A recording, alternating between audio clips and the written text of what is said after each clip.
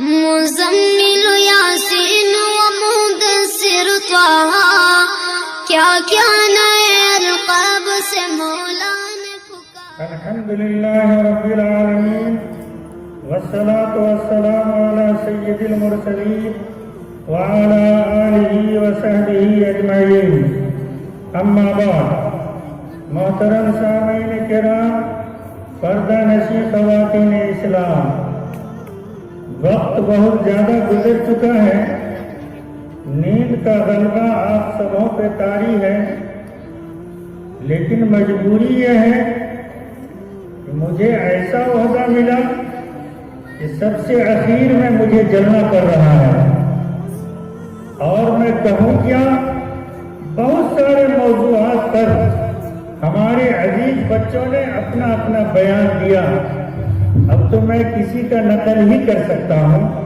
بات تو اب کچھ ہے ہی نہیں۔ اس سے جو میرے سمجھ میں بات آئی وہ قرآن کی آیت ہے، وَاعْتَصِمُوا بِحَبْلِ اللَّهِ جَمِيعًا۔ اللہ تعالیٰ فرماتا ہے کہ تم سب کے سب اللہ کی رسی کو مضبوطی سے پکڑ لو۔ اللہ یہ نہیں کہا کہ تم پکڑ لو، کہا وَاعْتَصِمُوا، سب، اور آگے فرمایا وَلَا تَفَرَّقُوا، آپس میں تفرقہ مت ڈالو، آپس میں پھوٹ مت ڈالو۔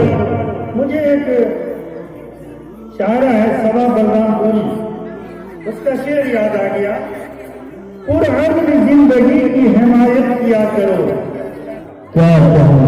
پرامن زندگی کی حمایت کیا کرو، نفرت بری بلا ہے محبت کیا کرو۔ سمجھ رہے ہیں میری بات؟ یہ سبا بلرام پوری جو پڑھتی ہے کہ پرامن زندگی کی حمایت کیا کرو، نفرت بری بلا ہے محبت کیا کرو۔ یہ آج تمام عزیز طلبہ، اکابر علماء کرام جو ایک اسٹیج پہ بیٹھے ہیں اور آپ سب مجمع، یہ اجتماعیت کا ثبوت ہے۔ اللہ کرے یہ اجتماعیت ہمیشہ ہمیشہ باقی رہے، ہمیشہ ہمیشہ باقی رہے۔ اللہ کے نبی صلی اللہ علیہ وسلم نے فرمایا خیرکم من تعلم القرآن وعلمہ، کہ تم میں کا سب سے بہتر وہ ہے جو قرآن کو سیکھے اور قرآن کو سکھائے۔ یہ عزیز طلبہ جو ہمارے سامنے بیٹھے ہیں، چٹائی پہ بیٹھتے ہیں، دال روٹی کھاتے ہیں، ہم نے اس کی اہمیت کو نہیں سمجھا۔ مسئلہ معلوم ہے، جنازے کی نماز فرض کفایہ ہے، فردن ویکتیگت سب پر فرض ہے، لیکن چند افراد مل کے اگر جنازے کی نماز پڑھ لیا تو پورے گاؤں کی طرف سے ادا ہو گیا۔ رمضان کے مہینے میں اعتکاف کا مسئلہ ہے،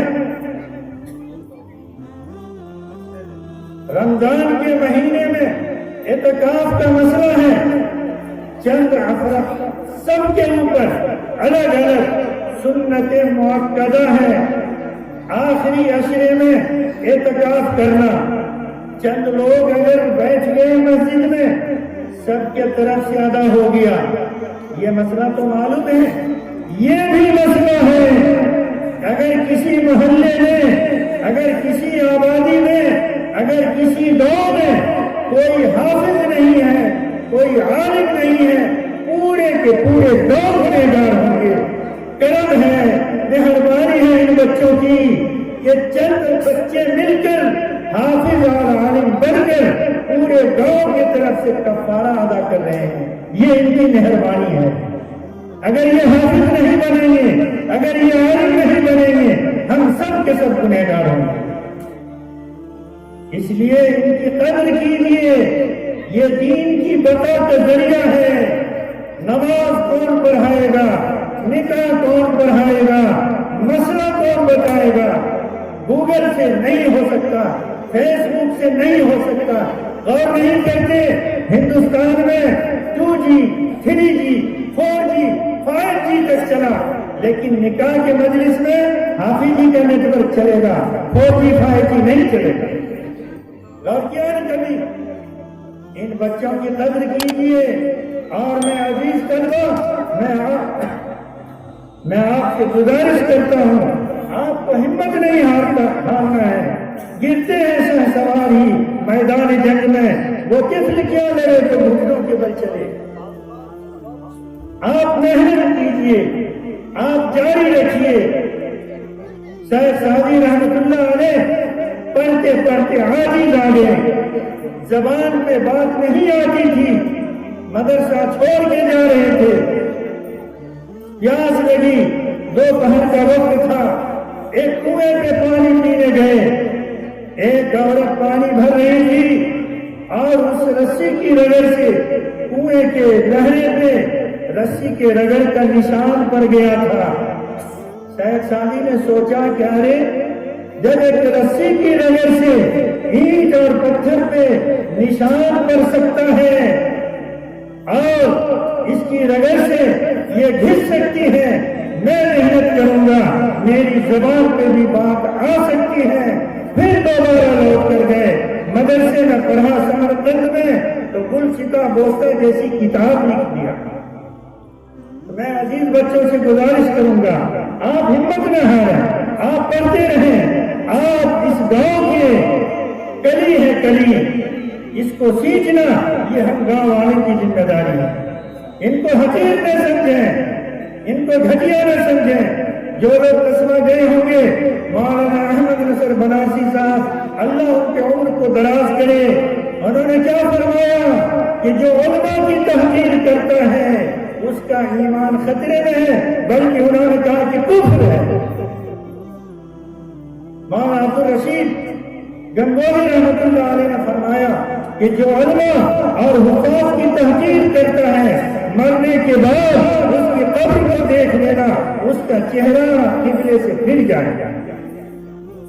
قدر کیجیے، یہ نہیں دیکھیے بیٹا کس کا ہے، پوتا کس کا ہے، آپ ان کی قدر کیجیے۔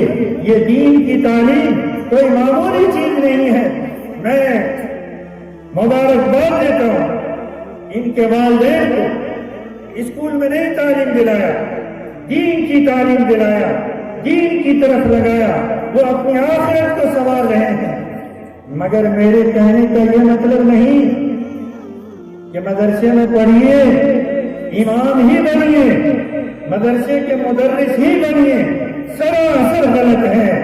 آپ حافظ بن جائیں، آپ عالم بن جائیں، آپ کی ذہن سازی ہو جائے گی۔ مجھ جیسے گنہگار کی اللہ کیا سنے گا؟ مگر دو ہیں کہ آپ لائن بدل دیجیے، آپ کلکٹر کی تیاری کیجیے، SDO بنیے، SP بنیے، کہیں اور دوسرے لائن میں جائیے، مگر دین کی تعلیم حاصل کرنے کے بعد کیوں؟ اس کا فائدہ یہ ہوگا کہ آپ میں جب دین کی تعلیم ہوگی، آپ جب دیندار ہوں گے، آپ کہیں دکان پہ بیٹھ کے تجارت کریں گے، لوگ کہیں گے کاش کہ وہی دکاندار میں بھی ہوتا۔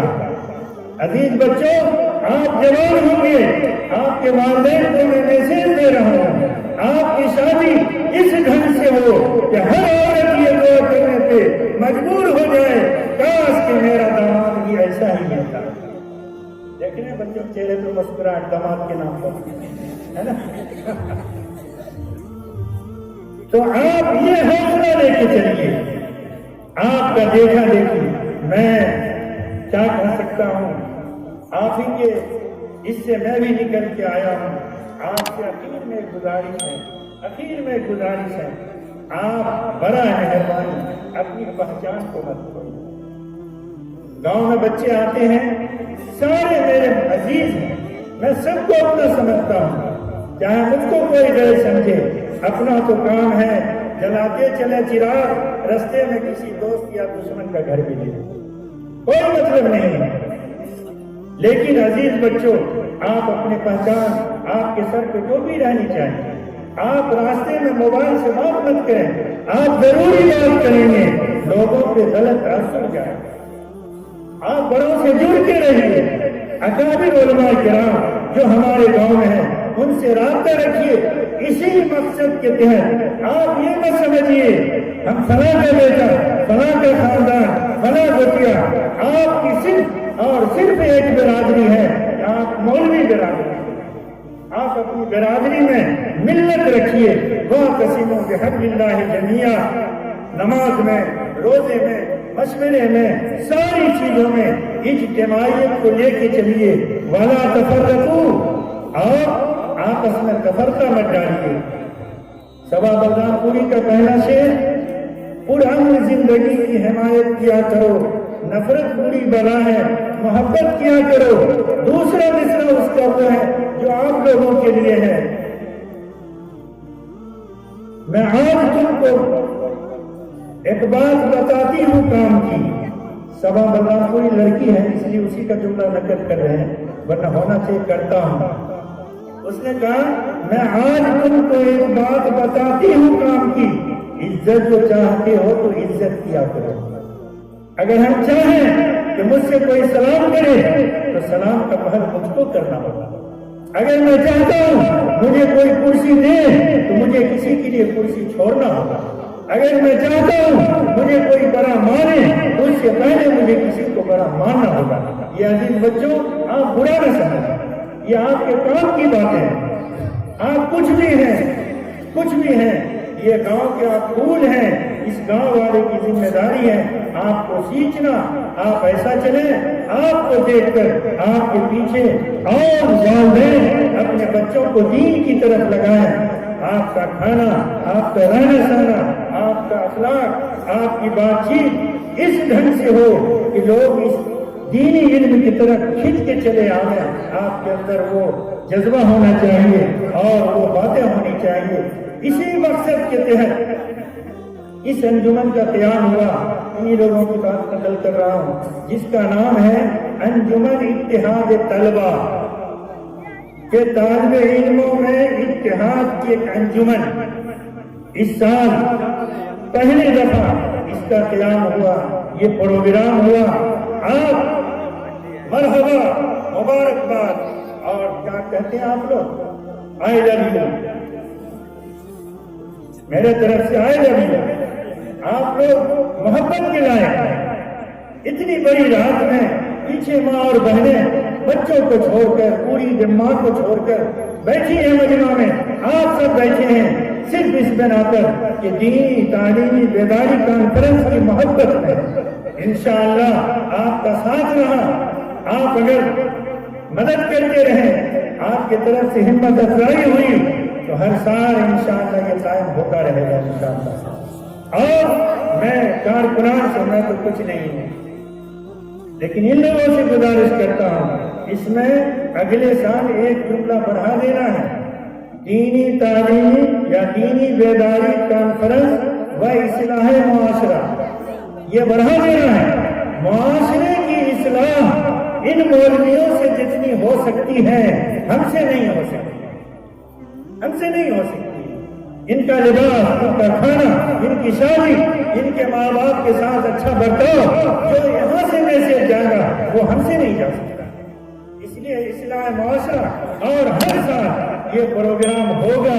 آپ لوگ انشاءاللہ تیار رہیں گے انشاءاللہ، اور اس سے زیادہ بڑھ چڑھ کے حصہ لیں گے.